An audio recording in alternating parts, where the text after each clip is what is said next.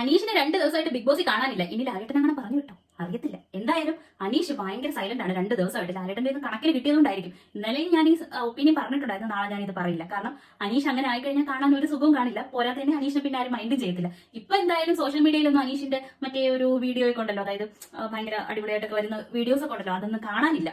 എന്തായാലും ഇപ്പം ആ ഒരു ഗ്യാപ്പിൽ ഷാനവാസ് അങ്ങ് കയറി. ഷാനവാസ് ഇപ്പൊ ഭയങ്കര ഹൈപ്പിൽ അങ്ങ് നിൽക്കുകയാണ്. Shanavas is gaming, Appan is down. ഷാനവാസിന്റെ ചില ഗെയിമൊക്കെ കാണുമ്പോൾ ശരിക്കും ഒരു പെർഫെക്റ്റ് ബി മെറ്റീരിയൽ ആണ് ഷാനവാസ് എന്ന് തോന്നും. ഷാനവാസ് പറയുമ്പോൾ ഇത് ബിഗ് ബോസ് ആണ്, അടിച്ചില്ലെങ്കിൽ അടി കിട്ടും, അല്ലെങ്കിൽ അടിച്ചില്ലെങ്കിൽ അടുപ്പിക്കും. അതൊക്കെ പോട്ടെ, നമുക്ക് നമ്മുടെ റിവ്യൂലോട്ട് പോവാം. ഇന്നത്തെ എപ്പിസോഡിന്റെ റിവ്യൂലോട്ട് പോവാം. അപ്പൊ വീഡിയോ കാണാം. രാവിലെ തന്നെ ഓറഞ്ച് കാണാനില്ല എന്നുള്ളതാണ് ഇന്നത്തെ സബ്ജക്ട്. അതിന് വേണ്ടിയിട്ട് അവിടെ ഭയങ്കര അടിയാണ്. അപ്പാനിയാണ് കിച്ചൺ ടീമിന്റെ ക്യാപ്റ്റൻ. അപ്പൊ അപ്പാനി വന്ന് എണ്ണി നോക്കിയിട്ട് ഇതിൽ ഓറഞ്ച് ഇല്ല എന്ന് പറയുന്നുണ്ട്. അപ്പോൾ ഷാനവാസ് തന്നെ പറഞ്ഞു, ഓറഞ്ച് മാത്രമല്ല ഇവിടെ കാണാത്തത്, ഇവിടെ ചീസ്, ബട്ടർ, അച്ചാർ ഇങ്ങനെയുള്ള സാധനങ്ങൾ, ഗെയിം കളിച്ച് നേടിയ സാധനങ്ങളൊന്നും ഇവിടെ കാണാനില്ല എന്ന് പറഞ്ഞു. അപ്പൊ റെന ഉടനെ പറഞ്ഞു, ഞാൻ ബട്ടർ കഴിച്ചു, ബട്ടറോ ചീസോ അങ്ങനെ എന്തോ ഞാൻ കഴിച്ചു എന്ന് പറഞ്ഞു. പിന്നെ അതിനെതിരെ ഷാനവാസ് അടിയായി, ബഹളമായി. അപ്പോൾ അക്ബർ പറഞ്ഞു, അവള് പറഞ്ഞില്ലേ, അവള് ചെയ്ത കാര്യം എടുത്ത് വന്ന് നിന്റെ അടുത്ത് പറഞ്ഞില്ലേ, അതിന് വലിയ കാര്യമല്ലേ എന്നൊക്കെ അക്ബർ പറയുന്നുണ്ട്. പിന്നെ അക്ബറും ഷാനവാസും തമ്മിൽ അടിയായി, ഒരിഞ്ഞ അടിയായി. മിക്കവാറും ഞാൻ വിചാരിച്ചു ഫിസിക്കലി എന്തെങ്കിലുമൊക്കെ ചെയ്യുമായിരിക്കും എന്ന് വിചാരിച്ചു. അതായത് ഷാനവാസ് ഇങ്ങനെ തോളുകൊണ്ട് അക്ബറിനെ ഒന്ന് തട്ടി, പക്ഷെ അത് വലിയ രീതിക്ക് അങ്ങ് പോവാണ്ട് കൈവിട്ട് പോയതാണ്, അത് മനസ്സിലായി. പക്ഷെ അത് വലിയ രീതിക്ക് അങ്ങോട്ട് പോവാണ്ട് അതങ്ങ് സോൾവ് ആയി പോയി. ഇയാളൊക്കെ കോമഡി ആയിട്ടുള്ള ഒരു സംഭവം പറയട്ടെ. ഈ വഴക്ക്, അതായത് ഷാനവാസും അക്ബറും തമ്മിൽ ഇങ്ങനെ വഴക്കുണ്ടായപ്പോ പിടിച്ചു മാറ്റാൻ വന്നത് ആരാണെന്ന് അറിയണ്ടേ?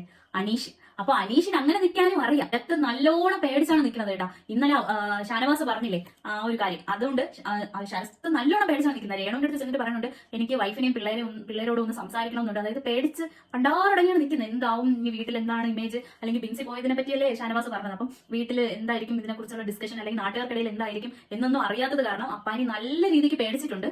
ആദിലയുടെ അടുത്ത് നൂറയുടെ അടുത്തും പറയുന്നുണ്ട്, ബിൻസി പോയത് ഞാനിവിടെ അപ്പാനിയോട് പറഞ്ഞു, അത് നന്നായിട്ട് ഏറ്റിട്ടുണ്ട്. അത് എന്റെ എത്തിക്സ്, ഞാൻ കൂടുതലായിട്ടൊന്നും പറയാത്തത് എന്റെ എത്തിക്സ് എന്ന് പറയുന്നുണ്ട്. ഇനി അത് എന്റെ എത്തിക്സ് എന്ന് പറഞ്ഞിട്ട് എന്താണ് കാര്യം? നാട്ടുകാരെ മൊത്തം കണ്ടു എന്താണ് സംഭവം. അപ്പോ ഈ ഷാനവാസ് പറയുന്നത് എന്താണെന്ന് വെച്ച് കഴിഞ്ഞാൽ, ബിൻസി പോയപ്പോ ഈ അപ്പാനി ഭയങ്കര ഓവറായിട്ട് ഭയങ്കര കരച്ചിലും ബഹളമൊക്കെ ആയിരുന്നു, അത് വേറൊരു രീതിക്കുള്ള ടോക്ക് വന്നു എന്നൊക്കെയാണ് പറയുന്നത്. അപ്പോൾ ഇത്രയും പറഞ്ഞിട്ട് ഇനി എത്തിക്സ് ആണെന്ന് പറഞ്ഞിട്ട് എന്താണ് കാര്യം? പിന്നെ ആദില നൂറയും കൂടി എന്താണ് ഷാനവാസിന്റെ അടുത്ത് ചെന്ന് സംസാരിച്ചുകൊണ്ട് നിന്നപ്പോ ആര്യനും ജിസയും റെനയും നിന്നിട്ട് പറയുന്നുണ്ട്, ആര്യനാണ് ആദ്യം തുടക്കം ഇട്ടത്, പറയുന്നുണ്ട് ആദില നൂറ നല്ലോണം അങ്ങോട്ടും ഇങ്ങോട്ടും മൂട്ടുന്നുണ്ട്, അപ്പം അവിടെയും പോകും ഇവിടെയും പോകും അങ്ങനെ സംസാരിക്കുന്നുണ്ട് എന്ന് പറയുന്നത്. പക്ഷെ ശരിക്കും അങ്ങനെയല്ല സംഭവം.